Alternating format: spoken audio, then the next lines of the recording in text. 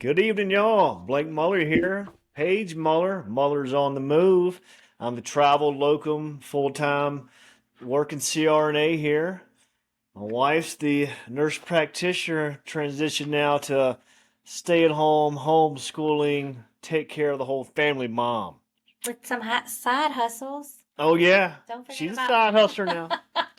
Don't forget about She the got to make big her own, bucks I'm bringing she got to make her own money too now. We'll save all that for a different episode on what you can do it from home as a mom. All right, we're talking about. Very big topic we're talking about today. Everyone asks us about, oh, do you have kids? How do you do this with kids? What do you do about school? Well, how we do it. We do what we call homeschooling or travel schooling or world schooling, they even call it these days. I do not like the titles that go along with it.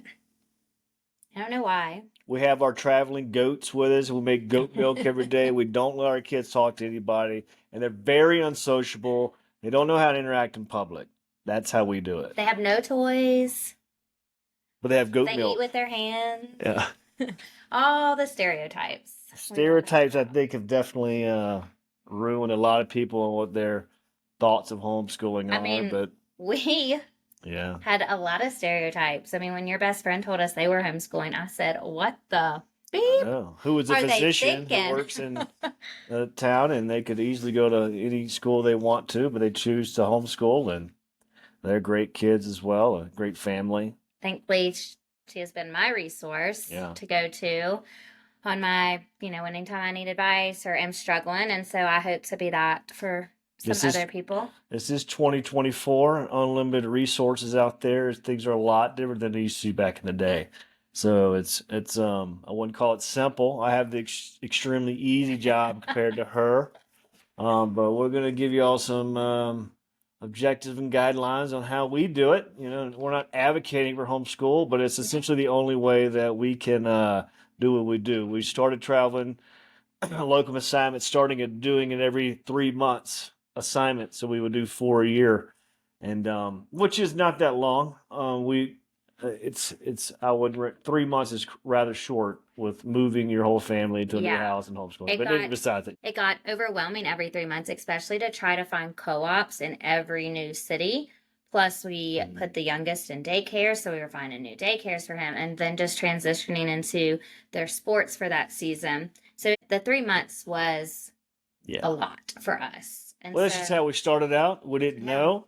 And so it's just little pearls that we've picked up. And maybe yeah, that'll help y'all as well.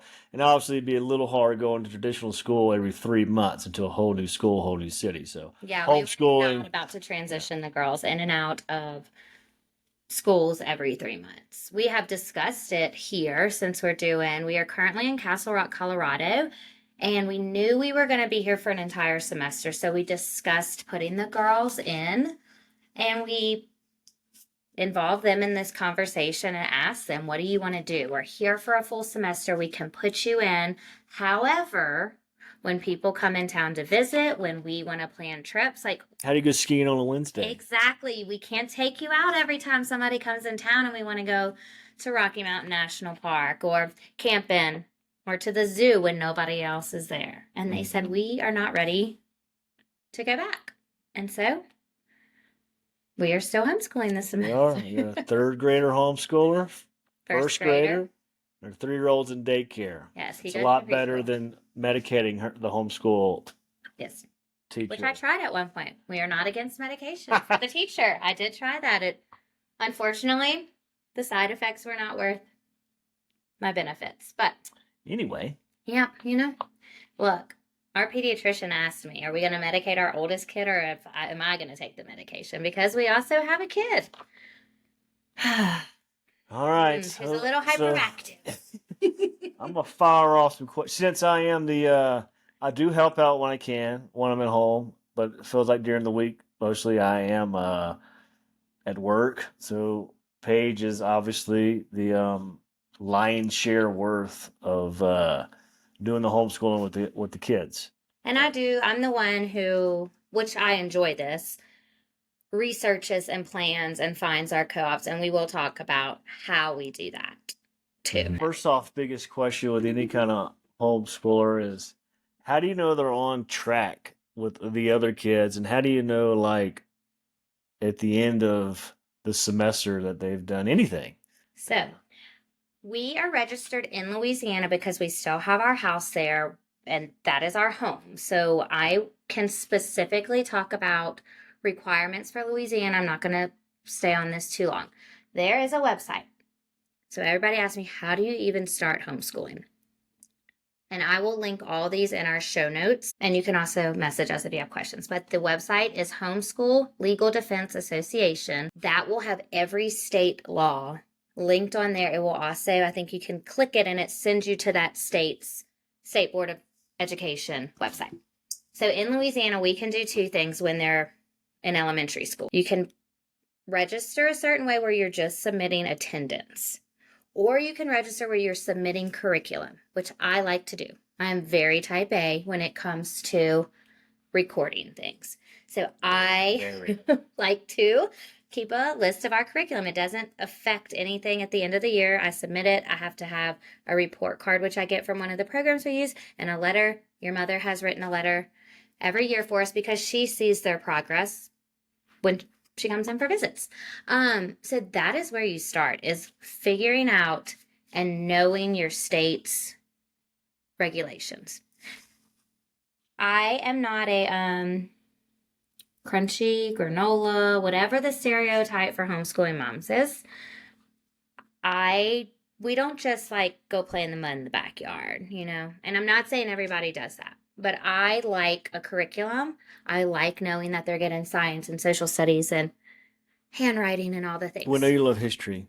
We rarely do history. We do history as we travel and we That's visit right. all these Right. places, which is the beauty of That's it. Mount Rushmore, Yeah. you know? That's a homeschooling class there for a day. You go to Mount Rushmore, you spend the day there, you learn the history there. And Recently, it's we a listened. real lesson that you can do as a whole day homeschooling. We listened to Little House on the Prairie as an audiobook. If you prefer to read it.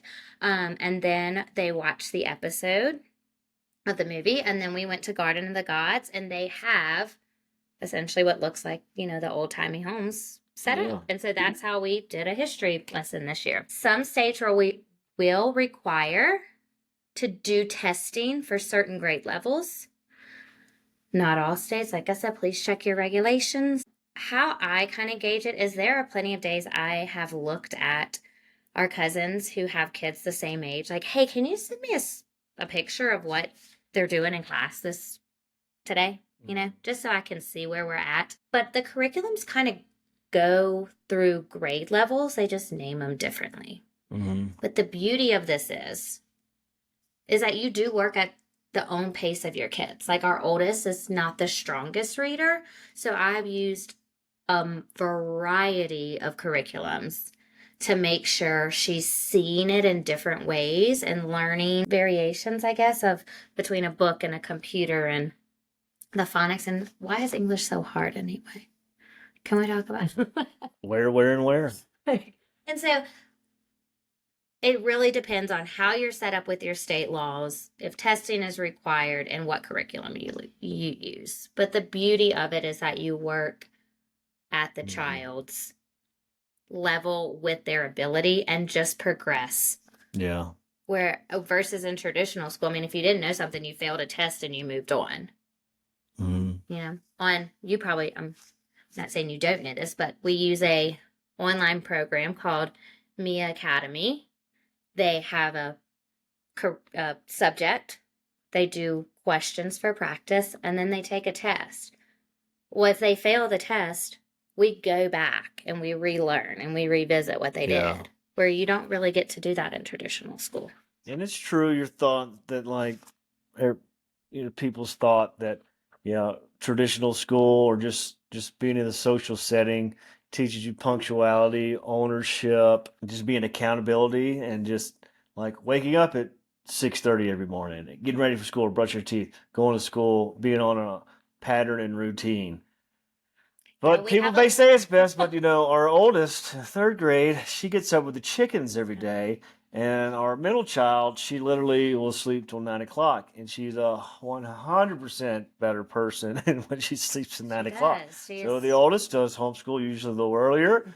We let her sleep in, and she just grinds away until as long as you need. And usually homeschool assignments aren't that long. They're getting longer as they're progressing in their age. yeah, But this year has been a rude awakening for our oldest. we consider it a blessing that she can actually get her sleep in, and you know, It would be really rough afternoons for us if yeah, she was coming home on the every day bus at after 5 school. a.m. Yeah, yeah. Yeah, for sure. Another place that I want to encourage people to start is with a couple books. I will also link these in the show notes to figure out your reason why you want to homeschool. And I have to remind myself of this multiple times a day. We homeschool so we can travel. The biggest reason. What do you want to do when you retire? Oh, we want to travel. Okay, so we've said that, and we're in our 30s, and we said, well, there's a way we could do it now with the kids, and this is essentially why we did it. We wanted to travel now because we're millennials. We want it now, Right and now. We are right now. selfish. We are doing this And we selfishly. want to do it with our kids versus when they're in college or later when they're having their own kids. We probably want to be around them more then. So that's why we did it. And we came up with we got to need to homeschool, and this is our Which I think if you were story. asked 99.9% of my friends 2-3 years ago if I would ever do this, most of them they think it's pretty comical that I'm even doing this. So I do not want to sit here and preach about we're a homeschooling family. Like, there are real struggles. I am very open about the struggles if you ask. I also don't want to make this sound like She might start crying. like, don't homeschool, because it's, for me personally, it's just not the easiest thing. But there were a couple books that I probably need to go back and revisit. But Greenlight was one of them for us that we listened to together. That to this day, we will look at each other and go, okay, that was a green light. We needed the green light to start this journey. You talking about Matthew McConaughey? I am. Green light. Green light. The Ruthless Elimination of Hurry was one recommended by my cousin, and that was literally like, why are we on, what did we always say, the hamster wheel of life? Like, what was our next goal, and why? What was our why of the hurry? And it really talks about just slowing your life down, removing some of the unnecessary obligations, and enjoying this chapter of life. I mean, our kids are never going to be this age again. Yeah. A huge one for me is also Call of the Wild, which is written by Ainsley, who owns and operates Wild and Free, which is a nationwide homeschooling community. They have groups all over the country. They have conferences for families. I did one of their mother retreats. They are a wonderful, wonderful resource. They have curriculum you can get online. But her book, same thing. It speaks of finding your why. She discusses the different methods of homeschooling to use. And she really is the epitome of the homeschooling community for me. The last one is Take Back Your Family. We were at the point in our life where you were chief. I was running a business. Our kids were at daycare and school. They would come home only to be met with a babysitter or a grandparent. On the weekends, it was babysitters and grandparents. We talked about getting a nanny and an au pair and all the things. And we said, why are we doing this? Once again, what was our reason why? Was it to progress in our career and make more money, which we didn't need to do? Like, we had reached our pinnacle, and we said, this is not We're not doing the travel locum life for the money, because we have a 6-figure nurse practitioner not making any money. Well, she's got side gigs. We'll talk about that later. So just remember your why, because there are plenty of days you'll have to recall why you started this. Yeah. So a lot of people ask me about curriculum, and I don't really like giving my opinion on it, since every child learns differently. I can tell y'all what we currently use. We use The Good and the Beautiful, which is a huge one, especially if you're Christian. I strongly disliked their pre-K level book, but I tried it. My daughter liked it, so we tried it for her kindergarten and loved it. So now we're also using it for 1st and 3rd grade. Math UC is hands down my all-time favorite math curriculum. It is how I learned math, with blocks, and it makes sense. We don't have to do that. What is it called? Core. Common Core. Yeah. So we do traditional math with Math UC. And Mia Academy is the online one. I want the kids to get used to using a computer because they have iPads that they watch movies on, but I need them on an actual computer just because I feel like that's how everything is going to go. I mean, 20 years ago, I had a laptop at high school. No. Well, maybe it was longer than that. Maybe we shouldn't date ourselves too much. So they get to use the online course there, and it gives me a report card printout that I get to submit. It has biblical studies, math, science, social studies, life skills, sports, all the main highlights. And then we incorporate science in our everyday life. Our kids love to do random experiments. And then we just travel and hike, and they get a lot of just hands-on. Everywhere we've been, we've always done a weekly art class with them, it seems like. The co-ops. We need to get into the co-ops. I was going to say, and, a big question for everybody, what do they do about sports? That is my biggest dad guilt, I would say, is not, we still put them in things. We're about to go through that, but, it would be a little more organized and consistent. Yeah, the consistent. But we're here. We've been here a couple months now, and our oldest is already the cheerleader for a flag football team, and it's like the second week we got here. So we put her in cheerleading. Both the girls are also in dance. The youngest are in soccer. Our two youngest are in soccer.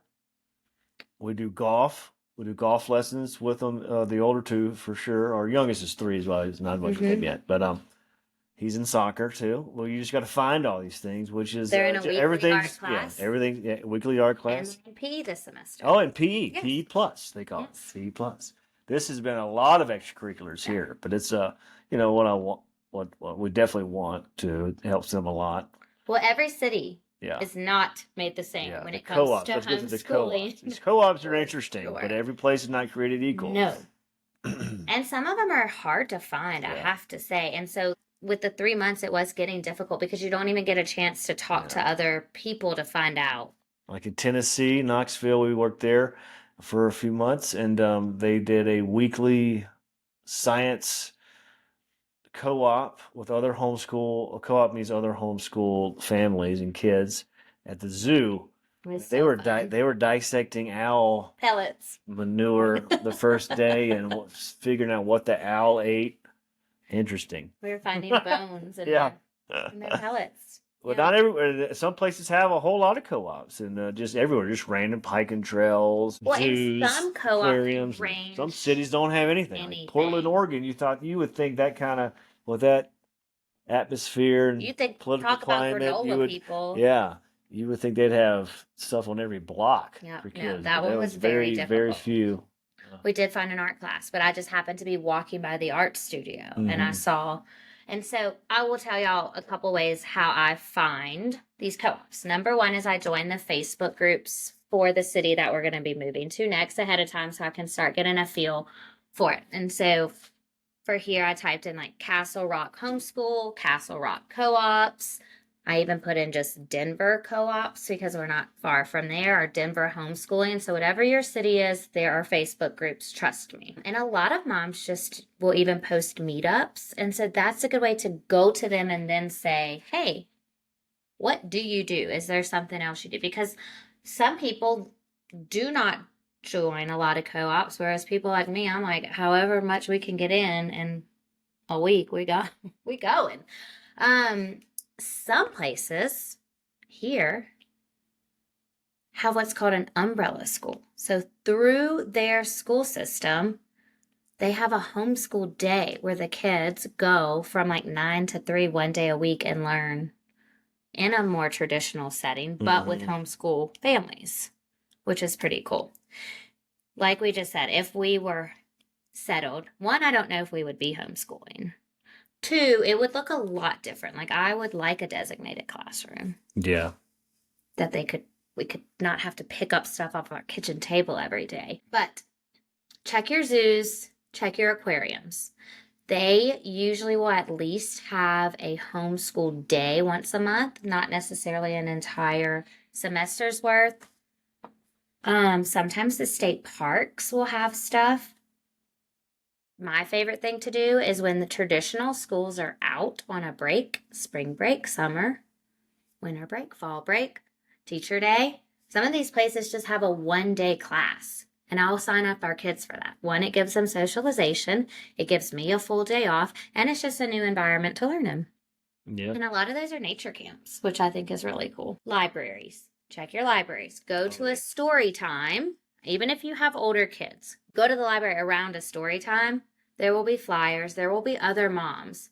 Or go to a park during school hours. If there's a mom there with her kids, most likely she homeschools. And just ask her, what do you do? Where do your kids go? Check your local art studios. I haven't found a lot that, like, when I search, I find them. But if I type in Google art studios and you go to their website, then they'll usually have some daytime classes. Gymnastics, we always found. Shouldn't say always. Most of the time, we found daytime classes.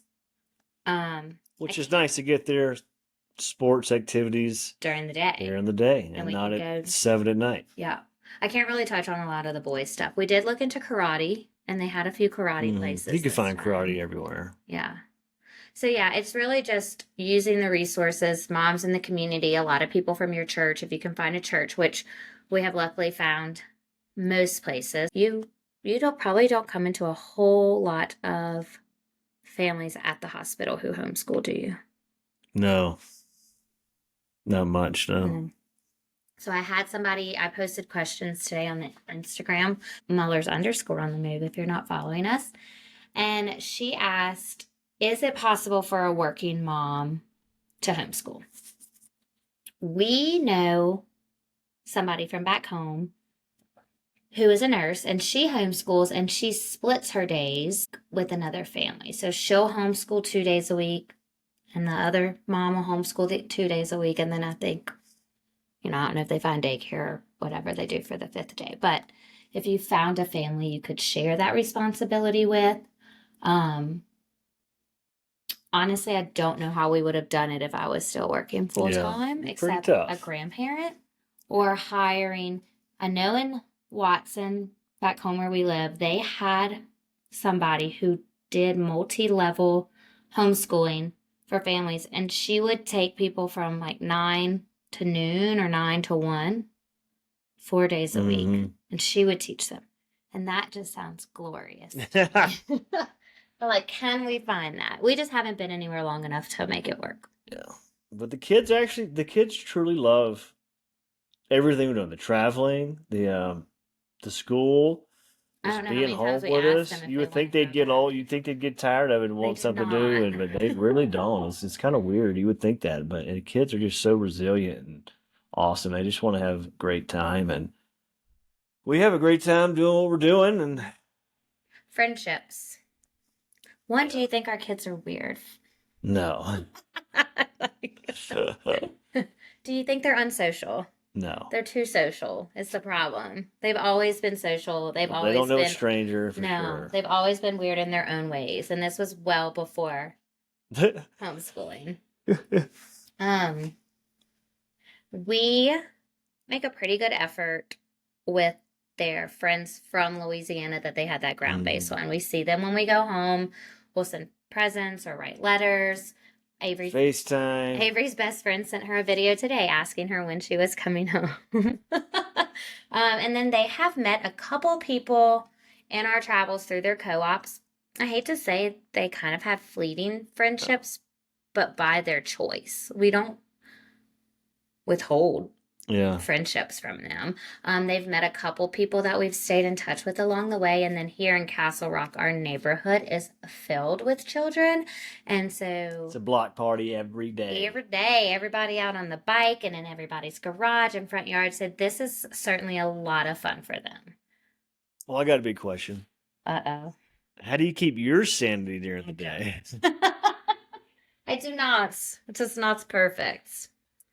So moving on. Let me think. Wine? No. I do not drink. I make a very conscious effort. I do not have any beverages before you get home from work. No.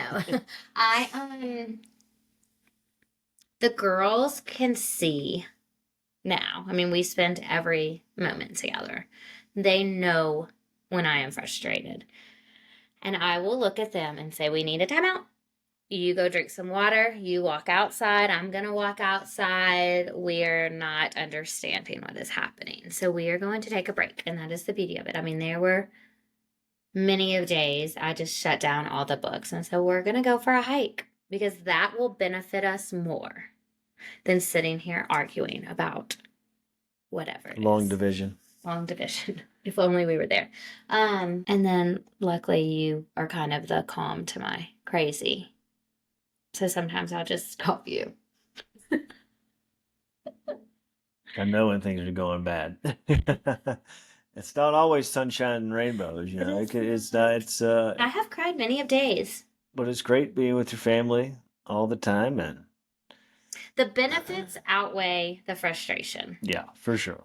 But the frustration, to me, and this is the truth about it, I've always said, it is not the curriculum, it's not the teaching, it's not the homeschooling.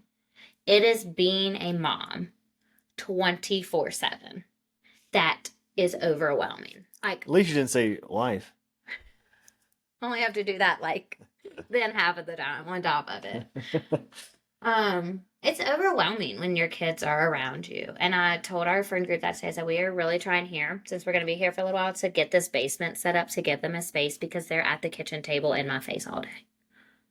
Like, how are they still talking? Yeah, they have basements here in Colorado. Yeah. We don't have that. We don't have We that. don't back know home. Louisiana. It's pretty cool. So, the hardest part for me is just that I'm kind of an introvert. Mm-hmm. I need my alone time to recharge. And as a mom, that is, you just don't have that. And then throw the homeschooling, the stay at home on top of it and like out the window. Just pros and cons. Just but benefits outweigh the cons. And For it's sure.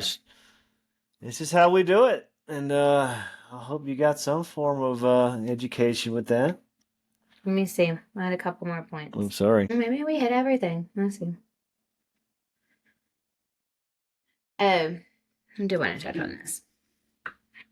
Instagram. Not just mine. Mine is not aesthetically as pleasing as other people's.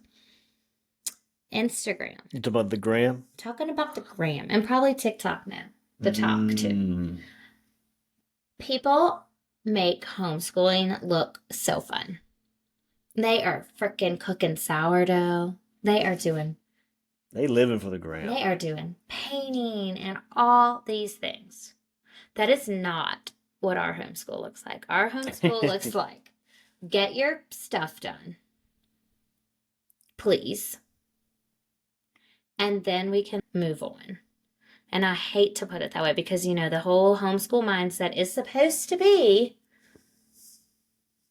that there is no strict curriculum and you don't have to hit all these check marks. Well, I like check marks. Back to my type A personality. And so if you decide to take this journey, do not compare your situation to people on the internet. People in RV lives. Their life looks super cool on Instagram. And I'm sure ours does too to the outside world. Like, oh, they're just floating around, you know, hiking every day. That is not what reality is. Reality is some days it is challenging and it is, teachers bless you, is all I have to say. Because I only have to do it with my two. I can't imagine an entire classroom. I am on repeat every day. How do we not know how to wake up, eat our breakfast, get our schoolwork done, and then get out the door for whatever we need to do? Repeat. I need a recorder. Teachers should get paid more, yes. Oh my gosh. Like, it is mind-blowing. And it'd bring more high-quality teachers in, too. So. That is a whole nother topic. Yeah. Holy moly. We shall not digress. Well, and I hate to even go here, but our hometown, small hometown, has had multiple bomb threats already this year a 7th grader brought a loaded handgun to school in her pants. And then, of course, the TikTok thing going around with everybody, that was nationwide. And so then there's days I think about. I mean, I guess you could relate this to anything, going to a baseball game or a movie theater, or just the threats of the world. But how terrifying for kids and teachers to have to deal with that day in and day out. Yep. And to be so underappreciated and paid. Like, bless y'all teachers, I think about you every second.